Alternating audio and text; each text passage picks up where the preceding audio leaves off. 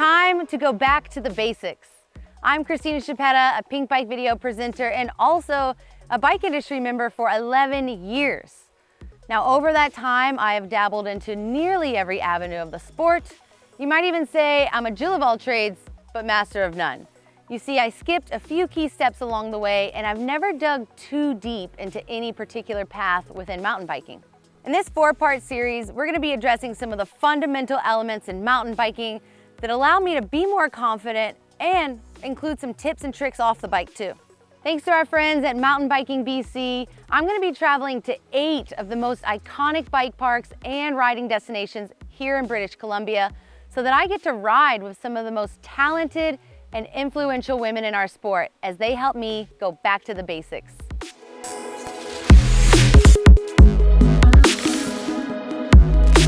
Each lesson so far in the series has helped me to develop as a rider immensely, such as learning to control my nerves better, which then helps me to perform my best at work and in other avenues. The gentle reminders that allowed me to have some fun in biking again also helped me find another gear and gain back some more speed, which is something I love about biking, going fast.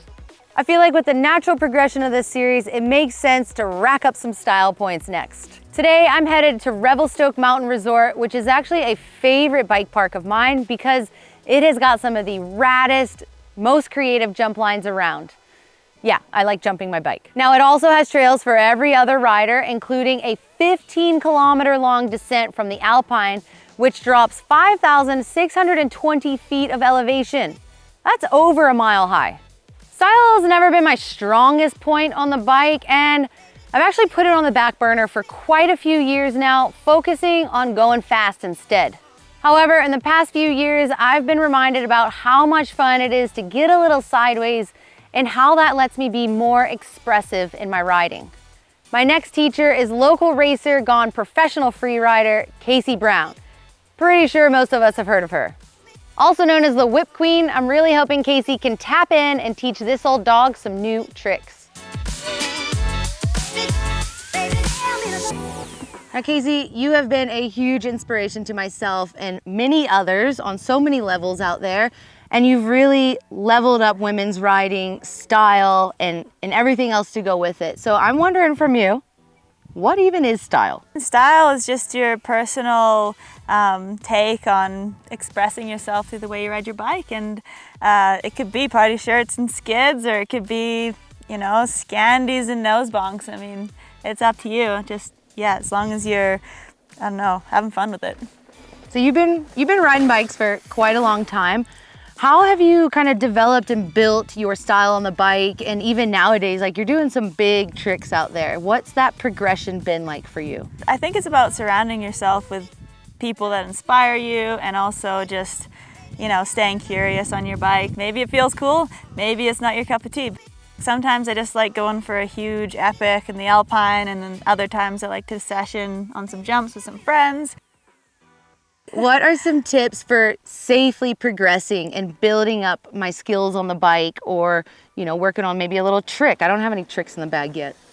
Baby steps, taking the time to go to a mulch jump or go to somewhere that it's kind of like a progression zone where you have a safe jump and a safe landing. Try things without worrying that you're gonna really scrape yourself up if you come off. Personally speaking, one of the sickest, most stylish things people can do on the bike that I love seeing is a good old-fashioned whip. So can you break it down for me and some of maybe the viewers at home even, the process of the whip? Anyone can kind of put their own spin on it. For me, like starting out a whip, what you wanna do is find a jump that has a pretty wide landing and a nice like wide takeoff as well. So you have room for that transfer feeling, carving off the lip enough to where you're actually landing kind of in a straight line. The epitome of just like what it feels like to feel cool on a bike. What do you say we get out there and do a little whipping? All right. So we're here at this left hip. It's a really good feature to kind of start learning sort of carving off the lip, because you don't have to worry about landing sideways. You're just sort of getting that first feeling to the landing, which is conveniently sideways landing. Easy. Okay. Let's get up there. Okay. So I'm basically just standing here at the hip, gonna watch Casey with my keen eyes. Hopefully, watching her do it a couple times, it'll give me some confidence to make the committed turn.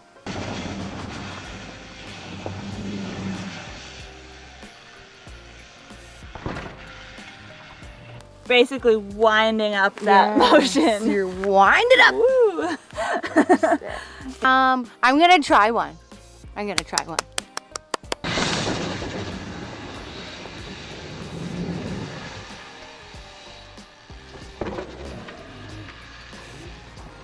So you're coming in still quite a bit Tall. like straight and tall. Tall's all good. You just want to start that motion there, back here. But that looks really sick.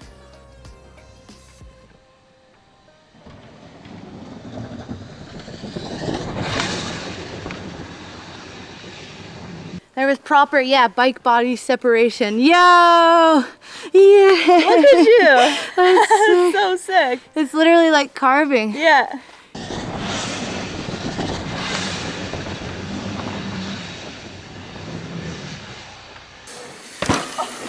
Oh, that was big! That was rad, Casey, for my first hip sesh ever, actually. You're killing it. Thank you. That's sick. I made a lot of progression on just those few little hits. So Yeah. I'm pretty proud. Yeah. Pretty tall lip. So this lip is awesome. We can take what we learned earlier, basically using that sort of S motion up the lip, and then the landing is quite wide. Yeah. Well, do you mind if I watch you for one? Sure. Yeah, I'll head up and do one.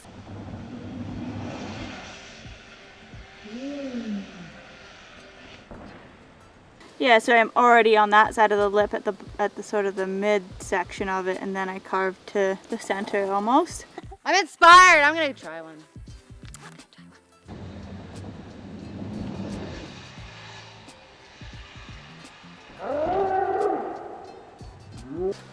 Lean, lean, lean. That's how the whips That's look good? the best. That's good? Yes. Yeah. Yes. A little bit more speed, and then you'll have more time to bring it back, and that'll fix all those problems at the end. Sick. Nice work. Thanks, buddy. Shit, yeah.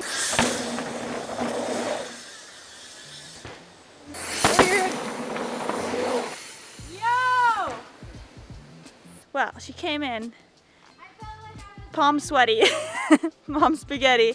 She knew she only had one shot, so she, threw it out sideways.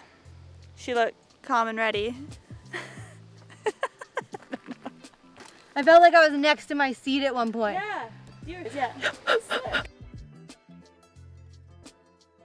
About 90 minutes east of Revelstoke lies Golden, BC, a quiet little railroad town, but known for big mountains and big adventures. One of those mountains is home to Kicking Horse Resort, which is Canada's highest elevated bike parks with over 40 trails, ranging from rock slabs to downhill courses, free ride to flow. Style on the bike is directly related to the trails we ride and the terrain that we choose to surround ourselves with. So if we don't like those things, then what's next? My teacher here at Kicking Horse today is a local legend on not only the bike park patrol crew, but also the digging crew, which are two of the most selfless jobs in the whole bike industry. Alaina Lorriman is going to teach me a thing or two today about trail building, because to me, that is absolutely a fundamental skill of being a better biker. Alaina, if you were to describe yourself as a tool, which tool would you be? Hard rake, because you can do a lot with a hard rake. She's multi-talented. Multi-talented, that's right. Very versatile tool. Bringing it back to trail talk. Alaina, thank you so much for joining us today. Now, I have dug in the dirt a little bit in the past, but I'd like to know from you, when it comes to maintaining trails, or for any of us at home or me and Whistler, what are some tips that you can give us? Maybe the 3 most important tips. Probably draining puddles when you see them. I know when there's a windstorm here, we get a lot of branches and stuff on the trail or trees down. And I mean, if you can and have it, just a little handsaw in your bag. And then tip 3, knowing your trails and knowing when's a good time to ride them. That is good. All super good feedback. All things that we can do. Just your average rider at home, little old Christina, I can do these things. I don't need special equipment to go, you know, clear a little bit of trail or drain a bit of a puddle. Draining puddles is pretty fun. It's like being a kid again. You like get a stick and you get to play in the mud and the water and you get to watch it drain. It's probably my favorite thing in the morning. Why do you think it's important that I and others are even interested in trail building? Well, you use the trails, so maintenance is great. Knowing when to ride and not to ride. Like sometimes the trails can handle water, some trails can't handle water. We get a lot of snowmelt here and then we kind of get divots in the trails, and so kind of knowing how to build trails also to help with water management is also a really good thing to know. What's the overall benefit of doing that for the trail? Dries the trail up, makes it so when a rider goes through, you're not leaving those really big ruts. It's harder to fix, so if you can kind of get on it and get rid of that water and get the trail dry again, that's your prime tactic right there. We're in the middle of summer, so the chances of us finding a puddle out there today to show you what we're talking about, pretty slim, but we're gonna try. So you were saying earlier that the National DH race just came through town and there were hundreds of riders. What are the odds any of those riders actually do a little bit of digging themselves or give back? I would hope it's a few of them, because I do think more people are getting into trail building because they're riding these trails and there's things they like and they want to see more of in their area, because you essentially get to create a line that you're going to ride over and over again. Like you get to show your riding style and share it with people. Get out there and make what you want to ride instead of just complaining all the time, because us bikers love to complain. Here at Kicking Horse, it's a little dry and it's quite rocky, so you've got probably some different tactics. Absolutely. And that's the style of riding here too, it's a little loose and rocky. And we sometimes have votes at the end of the day if we should remove a rock or not, because it's kind of a good character of the trail.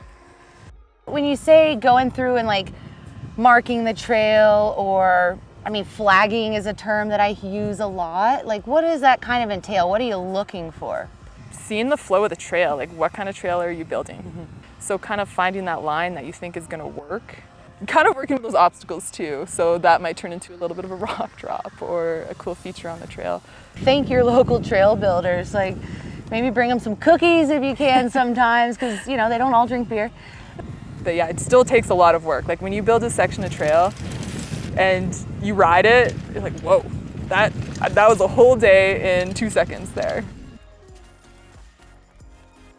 Coming to the end of episode 3 of Back to the Basics.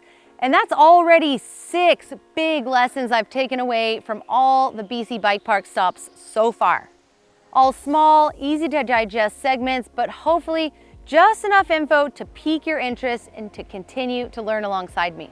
I've come far since working on my mental strength to then find the fun and speed in biking again. Biking truly is for everyone, and I think so far on this journey, that's been my biggest takeaway as I get back to the basics.